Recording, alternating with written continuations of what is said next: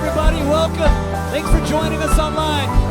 We're going to sing together because God is good, and He's here, and He's worthy of our praise.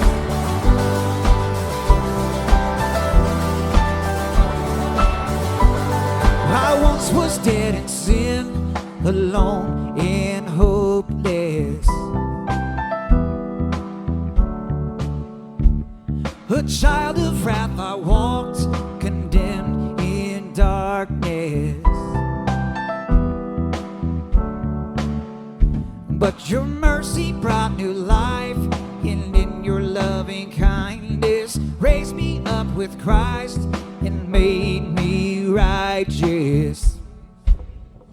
You have bought me back with the riches of your amazing grace and relentless love. I made alive forever with you, life forever by your grace I'm saved, by your grace I'm saved. Lord, you are the light that broke the darkness.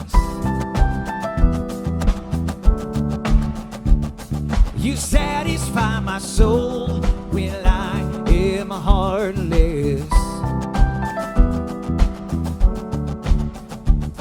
If ever I forget my true identity, show me who I am and help me to believe. You have brought me back with the riches of your amazing grace and relentless love. I made alive forever with you, life forever by your grace I'm saved, by your grace I'm saved.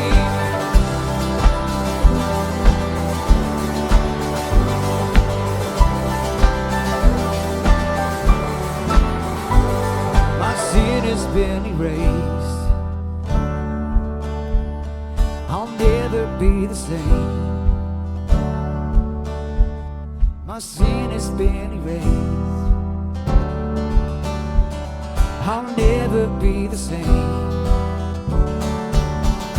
You have bought me back with the riches of your amazing grace and relentless love. I made alive forever with you, life forever by your grace I'm saved. You have bought me back with the riches of your amazing grace and relentless love. I made alive forever with you, life forever by your grace I'm saved, by your grace I'm saved.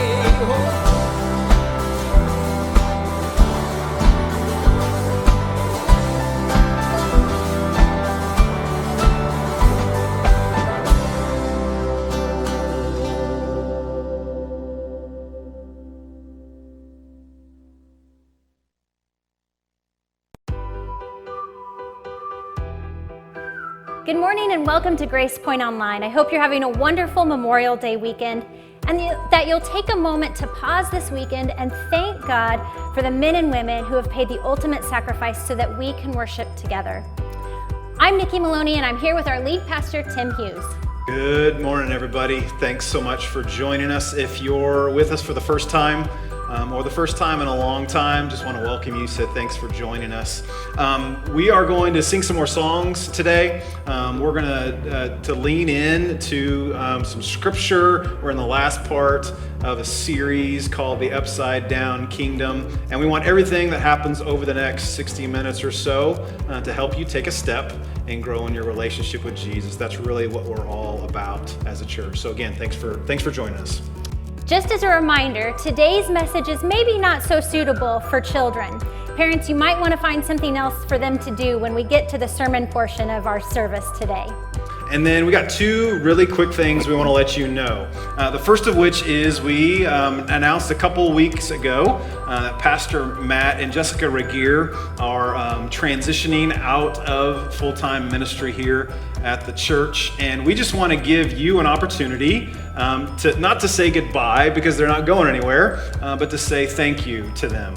So June 6th, that is a Saturday, from 4:30 to 6 o'clock here at the church. We're just going to have a drive-through thank you for them. If you want to bring them a card just to come and say thank you to them, spend a little bit of time, again, blessing Matt and Jessica as they transition out of being on staff here at the church. And then speaking of being on staff here at the church, we have hired another individual to come and join our team, and her name is actually Nikki Maloney. Nikki is going to join our staff as our Director of Communications, and she's going to be helping us out with our young adult ministry as well. Some of you know this, some of you don't. Nikki grew up here at Grace Point. This has been her church since she was in diapers, and now she's coming on staff, and we're really, really excited about this. Nikki was in my youth group whenever I was youth pastor, so that's a little bit weird for me, but it's still good. So we're really excited that Nikki's coming on staff, and we're going to talk more about that in the coming weeks. Well, thank you very much. I'm very excited to be here and excited to be serving in this new and different way. It's a dream come true. It is a place that's very near and dear to my heart, and a job description that's very near and dear to my heart as well. So Thank you very much for the opportunity, and I really look forward to serving and worshiping with you all more. But right now I'm really excited to hop back into our service. So if you will all join me in prayer, and then we'll get back to singing. God, thank you for this wonderful day where we can worship you. Thank you for the freedom that we have, especially here in the United States, and for the men and women who have died and paid the ultimate sacrifice so that we can have that opportunity, even when it looks different than normal. God, you are an awesome God, a great God, and we know that you are faithful and good, even in times of oddity and stress and time that is different than it's ever been before. God, we just want to continue to worship you and glorify you. It's in Jesus' name we pray. Amen.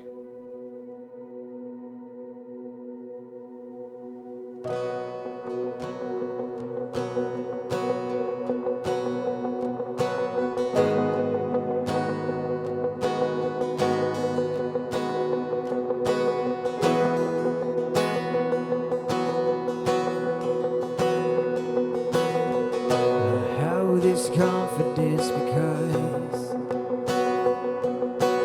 I've seen the faithfulness of God, still inside the storm, the promise of the shore. I trust the power of your word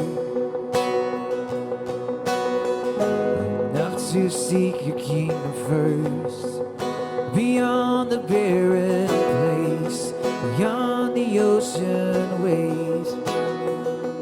When I walk through the waters, I won't be overcome. When I go through the rivers, I will not be drowned. My God will make a way, so I am not afraid.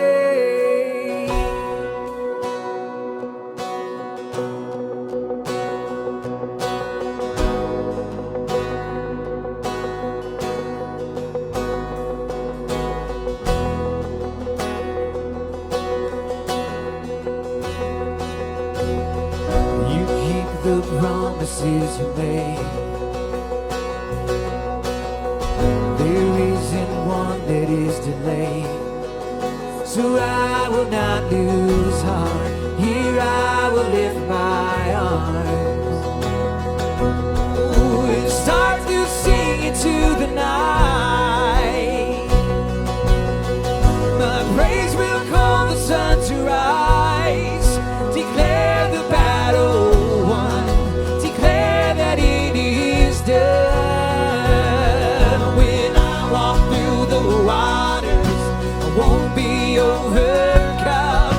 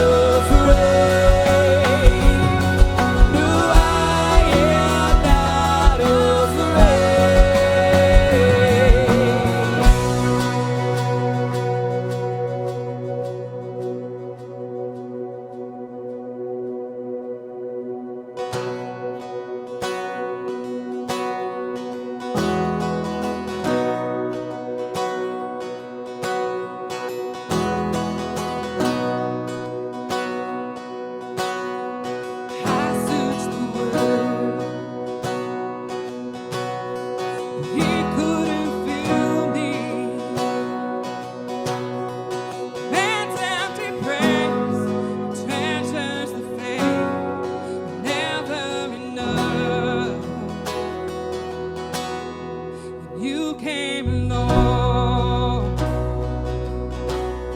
and pulled me back together, and every desire is now satisfied here in your love. Oh, there's nothing better than you. Oh, there's nothing better than you. No, there's nothing. Nothing is better than you.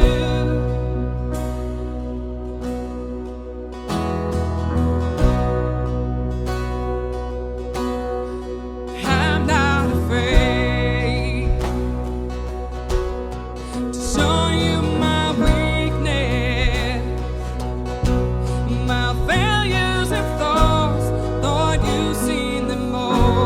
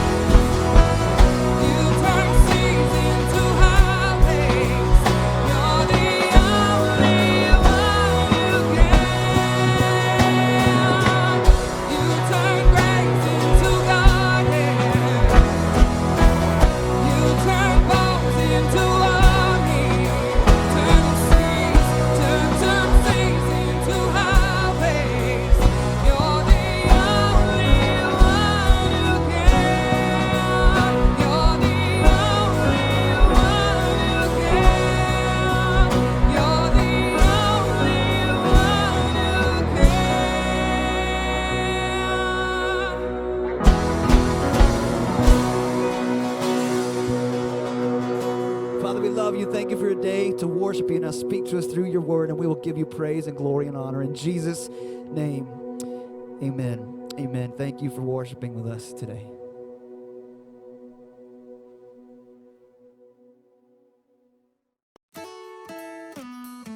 Thank you for joining us in the singing part of our worship today. I'm sure you all sounded great. As another part of our worship today, we're going to receive our tithes and offerings.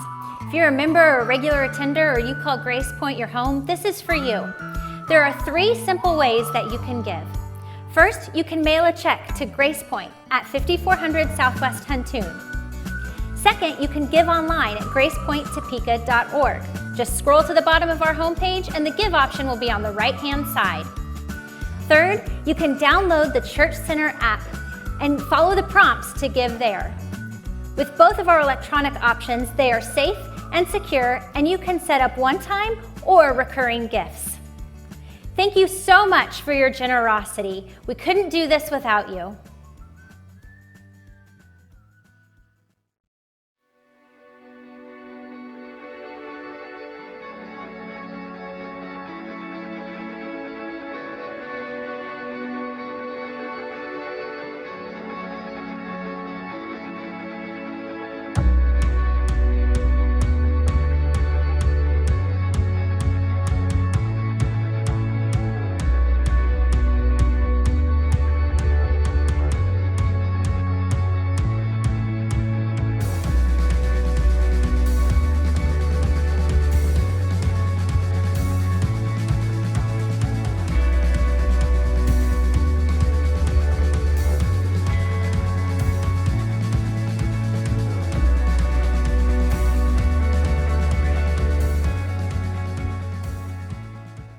All right, before we jump in, we told you a couple times we're going after a topic that is not necessarily kid-friendly, and we don't shy away from those conversations. But if this is one of the first times that you've joined us, and just let you know that the whole online church thing makes this a little bit more complicated than it normally is whenever we're on site together. So I just want to start by asking you to turn to somebody in the room there with you, look them in the eye, take a deep breath, and just let them know everything's going to be okay. Go ahead, tell them. Everything's going to be okay. All right? Everything's going to be okay, I promise. We've been looking at the words of Jesus from the Sermon on the Mount, some of the most beautiful, rich, quoted words in all of human history. But they're also some of the most difficult and unsettling and bothersome words in human history as well. If we're being completely honest, especially those of us who have kind of grown up in the church and heard these words before, the contrast between Jesus' vision for his kingdom and our lives don't always line up real well. There's a little bit of dissonance between those two things. In fact, there's a Jewish Orthodox theologian who's fascinated with the life of Jesus. He writes just some really, really interesting things about the historical Jesus. But one of the things that he wrote was a commentary on the Sermon on the Mount. And here's what he says, his perspective on what Christians have done with Jesus' words. He says, the history of the impact of the Sermon on the Mount can largely be described in terms of an attempt to domesticate everything in it that is shocking, demanding, and uncompromising, and render it harmless. So from his vantage point, there's too many people that have tried to tame Jesus' words, to try and domesticate, to keep them safe. But I'm just telling you, you cannot domesticate his kingdom. You can't tame Jesus' words, especially the words that we're going to look at today. And so far, we've seen Jesus make this connection between the internal you and the external you. A couple weeks ago, we looked at his words about murder. The external behavior that he says is clearly wrong, but then he connected it to anger, that internal feeling that he said was just as wrong. Last week, we looked at Jesus' teaching on prayer, and there were people that were only interested in the external rewards of prayer, and Jesus comes along and he teaches us that the external needs to match up with the internal when we pray. That this upside down kingdom life that Jesus came to establish encompasses all of us. The external part and the internal part, which is really important.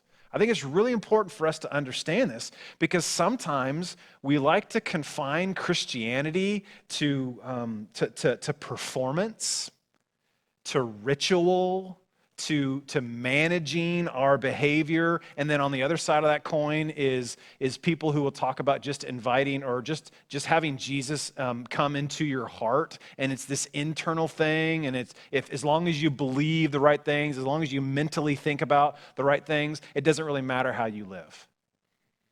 But as you get to know Jesus, as you listen to what he has to say, he never separates the internal part from the external part of you. He came to redeem all of you. He came to redeem all of us. And I hope you've seen that. I hope you've recognized that throughout this series. But I'll say it this way. The kingdom life is about Jesus leading our external and internal lives. It's all connected. Now, why do I say that? Especially today. Well, as we've waded into a topic that's a little uncomfortable for some of us and for multiple reasons, I just thought it would be a good idea to be reminded that we are more than our external selves. When it comes to our sexuality, too often we buy into this idea that the external is all there is, that sex is purely physical. But Jesus is getting ready to teach us that our sexuality is multifaceted. It's more than just what happens on the outside, and we would be wise to pay attention to what he has to say about this. So we're going to listen to Jesus. We're going to listen to our Savior, our King, our teacher. Let's sit on the hillside again, listening to what Jesus has to say. This is Matthew chapter 5, starting with verse 27. You have heard that it was said, "You shall not commit adultery." But I tell you that anyone who looks at a woman lustfully has already committed adultery with her in his heart. If your right eye causes you to stumble, gouge it out and throw it away. It's better for you to lose one part of your body than for your whole body to be thrown into hell. And if your right hand causes you to stumble, cut it off and throw it away. It's better for you to lose one part of your body than for your whole body to go into hell. One of the great pick-me-upper passages of the New Testament, right? Now, first thing we need to admit is how countercultural this is. I don't think I need to convince anybody of this, but the biblical view on sexual ethics is countercultural. It's upside down when it comes to our culture.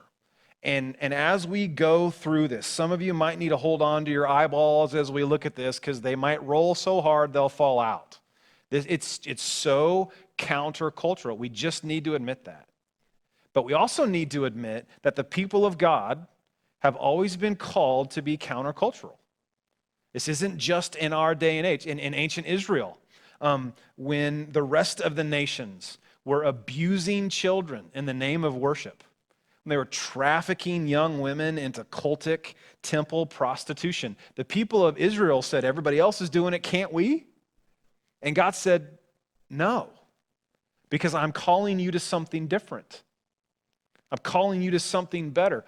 In the first century, when everybody in the Roman Empire was bending their knee and proclaiming Caesar is Lord, everybody's doing it, just go along, it'll be easier for you to fit in.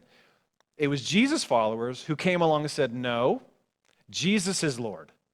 Caesar is not Lord. And then in the 1800s, abolitionists like William Wilberforce were willing to say, I don't care that there's an entire industry built around this. I don't care if it disrupts the economy. Slavery is wrong. I follow Jesus, and we need to go a different way because he leads us in a better way. Throughout history, the people of Jesus have always said, we will not go the way of culture. We're called to something better. So we just need to admit that. It's countercultural.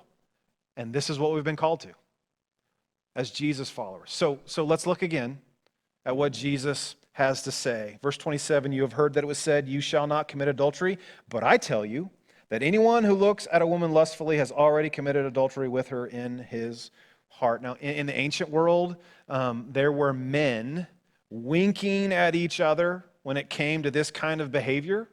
But then they would turn around and absolutely destroy women for the same behavior. Aren't you so glad that that double standard no longer exists? Isn't it interesting how some things never die? Now, ladies, you are not exempt from this. But Jesus is very clearly saying to men, if you're going to follow me, if you're going to be a part of my kingdom, there is a higher standard than simply not sleeping around. He goes right to the heart. He goes right to those internal places and talks about the condition of their heart. And a couple things I just want to clarify. You can actually see people all throughout the ages trying to figure out what looking lustfully actually means. I've seen debates in writing on this. How long is too long? Is it 1 second? Is it 4 seconds? I mean, at 3.8 seconds, you're still good. And I don't think it's helpful at all to go in that legalistic direction. But I want to try and help with this. So here's what I think. Any kind of look that's connected to sexually charged thoughts that are out of bounds is looking lustfully. I think that's what Jesus is saying here. It's not just about what's going on externally. It's also about what's going on right here. It's about what's going on internally. And then secondly, this is the same idea as it was with murder and anger. He's not saying that lustful thoughts and adultery are equal. He's ratcheting up the tension on the hillside that day, and he's teaching that they're equally destructive. They're equally destructive, that the stakes for both of these are really, really high. So come on.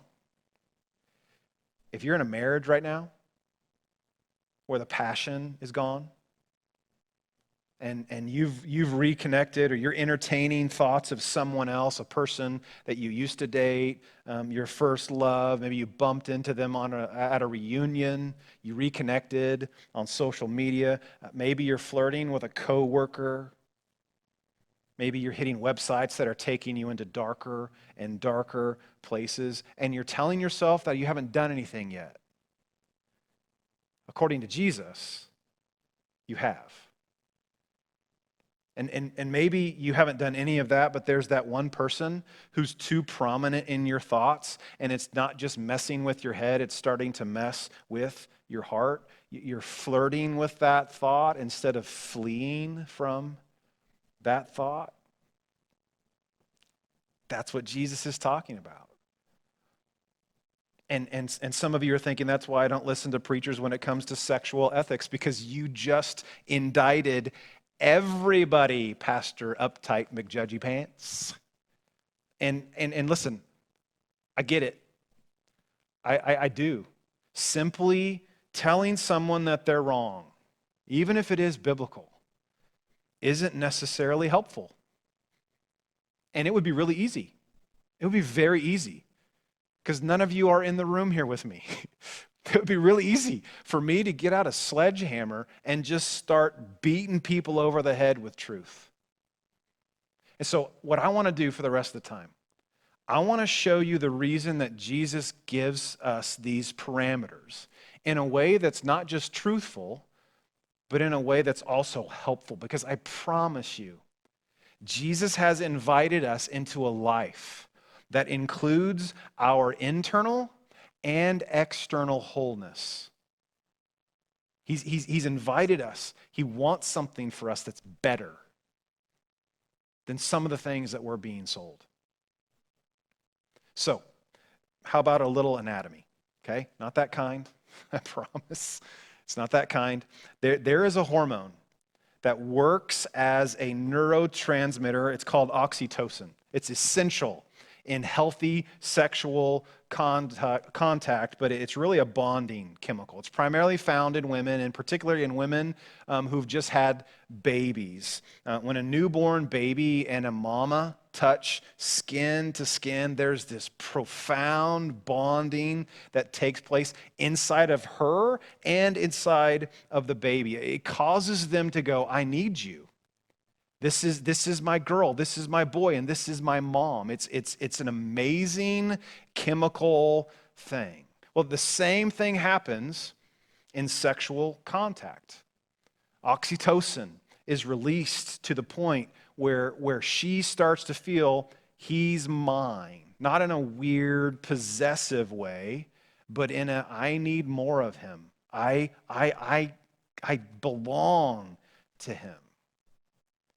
But oxytocin is also released every time there's sexual contact, not just between a husband and a wife. So even if it's a hookup, even if it's a one-night thing, even if you're both adults and you said you don't need to call each other in the morning, her brain is still telling her, I need to be with him. I belong to him. And what about men? Well, in men, there's something called vasopressin that does something similar. So sexual contact happens, it's released into the brain, and he begins to form this bond. She is mine, not in a weird caveman, grab her by the hair kind of way. It's, I need her. I want to be with her. She belongs to me, I belong to him. And social scientists are finding in very large studies, when that connection, when that relationship isn't there after sexual contact, it starts to affect a long-term ability for someone to be intimate, for someone to have that kind of relational connection. What am I saying? I'm saying that the neurochemistry supports God's plan. He had this figured out way before any of the rest of us discovered it. That when a husband and a wife embrace each other, this is the glue that holds them together at a chemical level. That God designed us to experience this amazing bonding. But when we go outside of how he designed it, it just creates brokenness.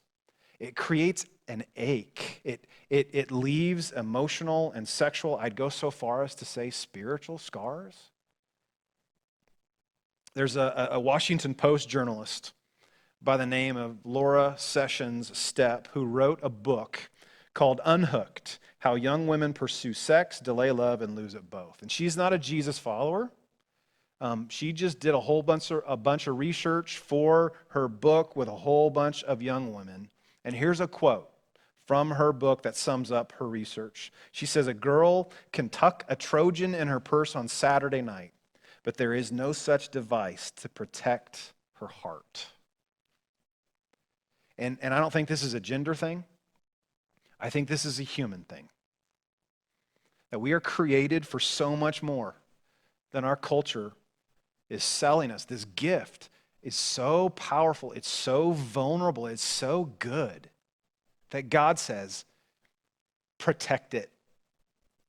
Protect it. And I am not saying, please don't hear this, I am not saying that an initial sexual encounter isn't pleasurable. Some parents will lie to their kids, and if you ever step outside of God's rules, first of all, you won't enjoy it, and second of all, you'll probably be struck by lightning. No, we can't say that. But what we can say is that the science along the scripture says the same thing. You can't separate your external you from your internal you. You can't separate those two things. And if you try, especially when it comes to your sexuality, you pay a long-term cost when it comes to the ideas and the places in relationships where there's intimacy. It just wreaks havoc with the human heart. And listen, sex is not a bad thing. Anybody remember the Song of Solomon series from a few years ago? Anybody remember Awake North Wind? Anybody remember the raisin cakes? Don't even get me started on the gazelles. Scripture is so pro-sexual enjoyment. But God says, I thought this thing up. I created this thing, and it is profoundly powerful. And the best, the safest way to enjoy it, hold on to your eyeballs, is within the confines of a lifelong commitment between a man and a woman. And anytime we step outside of God's best, we start carving up the human heart. It's just how we were designed. And the scriptures and the science backs it up, which is why Jesus says it's so important that we pay attention to what's going on inside of us. The internal you and the external you are connected. They can't be separated. And so I want to talk a little bit about something that's prevalent in our day and age. But before we do, I want everybody to take a deep breath, and I want you to answer this question. Why is slavery so wrong? Why is slavery so wrong? Now, I'm assuming we all believe it's wrong, but why? Why is that? There's numerous reasons. But number one, it takes away someone's freedom. It's one human being owning another human being. It's playing God with other people. There are all kinds of reasons. But the reason I kind of want us to focus on is this idea of treating people like a commodity. We're buying and selling human beings. Someone made in the image of God. He loves them. He has a plan for them, and they're being treated like property. It's a heinous act of sin. I think we can all agree with that. But I want to take it just one step further. When you ignore the value, when you ignore the image bearer in another person, when you rob them of their dignity, when you rob them of their freedom, aren't you also dishonoring the God whose image they're made in? Doesn't that reflect what you believe about the one in whose image they're made? Aren't we saying, God, I don't care if you made them in your image, I'm going to go my own way? So here it is. Here it is. When someone participates in and consumes pornography, how is that any different than slavery? When you film or photograph someone doing the most intimate things and sell it or leverage it, it's now a commodity. And particularly, women are treated like objects. We're ignoring the image of God in them. We're viewing them as somebody who exists for our pleasure. And pornography is based on the lie that you can somehow separate your body from your soul. You can somehow separate the external from the internal. So when someone watches movies on a business trip because nobody's around, when somebody's hitting websites that takes them into darker and dark, it's just a drain that sucks people into darker and darker places. When men stare at young women who are young enough to be their daughter and throw dollar bills at them like they're some kind of trained animal, it's furthering the lie that we can somehow separate the external from the internal. She is someone's daughter. She is someone's sister. He is someone's son. Yes. the growing demographic in pornography, as far as consumption goes, has been for several years, is women. They're following the lead of men, chasing them, trying to keep up with their appetites. And I could show you statistics. I could show you stats from the past couple months of how traffic to porn sites have gone through the roof because people are home more. But here's really what I want to do. I want to show you what to do if you find yourself trying to separate the external you from the internal you. What do you do if you're stuck? What if you do if you're trapped? What if you do if you're addicted? What do you do if you're struggling with this lust thing that Jesus talks about? What in the world do you do? Well, there's a couple groups I want to talk to. There's one group that hears this and says, that's exactly what I would expect from a preacher, so old-fashioned, I hear you. But here's what I would say to you, just one word.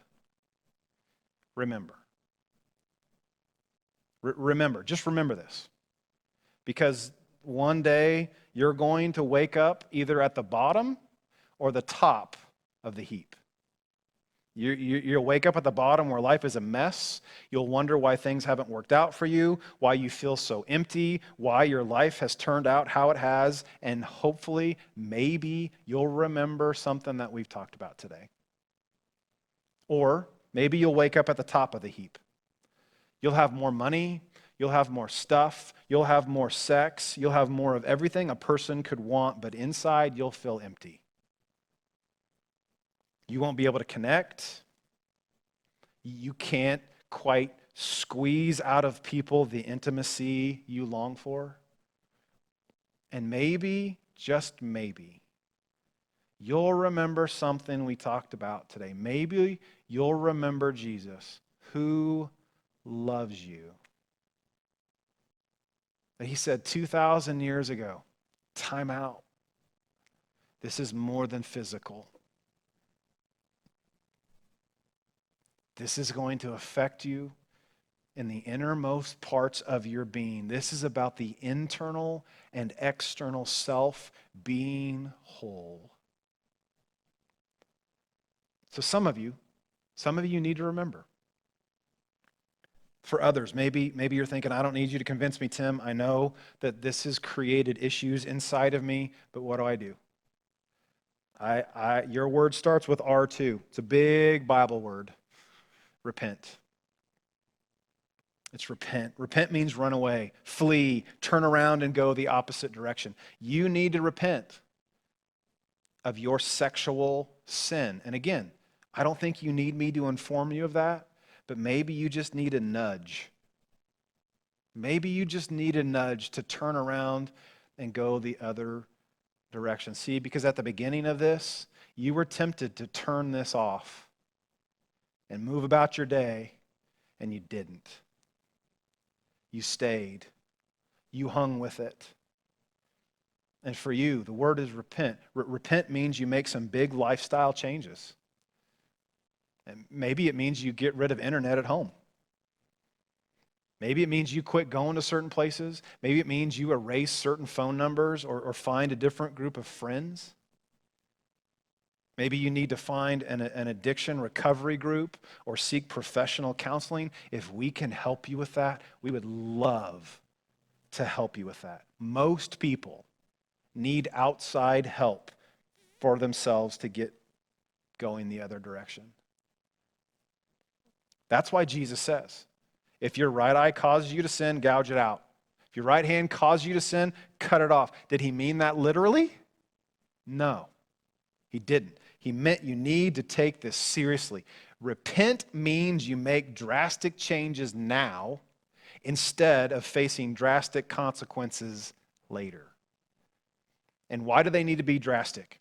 Because trying to separate the external you from the internal you is dangerous. It's dangerous. It carves up your heart. It messes with your soul in a way that you don't know until later down the line. If you're single, I say this almost every single time I preach about this. Repentance means, maybe, for you, pulling out your calendar and putting a big X 1 year from today and deciding, I will not date for a year. I'm going to allow God to renew my mind for 365 days because dating for you means sex. Take a year. Take a year off and allow God to renew your mind. Have you ever seen the effects of a forest fire? Like, fire is good. Fire is good. It cooks our food. It keeps us warm when it's cold, but it's only good inside the fire pit where it can't kill, where it can't destroy. Untamed fire can kill your body. Sexual, untamed sin can kill your future, your marriage, your parenting, your soul. It kills way more than your body. And those of you who are single, will you look silly? Maybe. Maybe. Will you look foolish to some people around you? Maybe. But guess what? When you have a permanent, fulfilling, God-infused marriage, those same people who thought you were foolish will wonder what your secret is. And you'll be able to say, I decided to do some extreme stuff back then, so I can reap the benefits of some extreme stuff today. Are you willing to repent? Are you willing to make some drastic changes? Because if you are, in time, because this is how God works, He'll begin to heal the soul. He'll begin to heal the inside of you. He'll begin to align the internal part of you with the external part of you. But it begins with repentance, turning around, making some drastic changes, committing to live by Jesus' standard instead of your own. See, the beauty of this is that this is not a message of condemnation. It's a message that God loves you so much that He's spoken into this area 2,000 years ago. And He's willing to redeem your past. He's willing to redeem your sin. But He's waiting for you to run in His direction. He's waiting for you to make some difficult decisions and then to trust Him, trust Him, trust Him, trust Him, trust Him, trust Him, trust Him, trust Him, trust Him every single day in every single area, especially in this area, with your internal and your external life. Don't buy the lie that sex is just physical. There are so many levels to how God has created you in your internal and external life. Some of you need to remember. Some of you need to repent. And again, if there are things that we can help you with as a church, there are things that you need to talk to a pastor about, there are things you need to pray with us about, please, please, please, please. Please let us help you with this. Please let us help and walk with you through this.